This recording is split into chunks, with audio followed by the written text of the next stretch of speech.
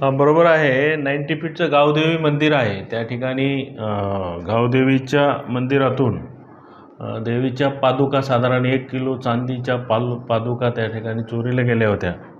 टिळकनगरचे senior P विजय कदम आणि DBचे API Shinde, Jagannath Shinde व त्यांची टीम यांनी अहोरात्र मेहनत घेऊन 48 तासामध्ये सदर गुन्ह्यातील आरोपींना जेरबंद करून ज्या देवीच्या पादुका आहेत त्या अगदी जशाच तशा रिकवर करण्यात टिळकनगर पोलिसांना यश आलेले आहे. आरोपी राजेश वंजारे, कैलास निषाद आणि फारुख अली शेख या 3 आरोपींना अटक करण्यात आलेले असून पोलीस कस्टडी रिमांड घेऊन वरिष्ठांच्या मार्गदर्शनाने टिळकनगर पोलीस तपास करत आहेत. ठळक घडामोडींसाठी देशोन्नती न्यूज चॅनलला सबस्क्राईब करा आणि बेल आयकॉन प्रेस करा.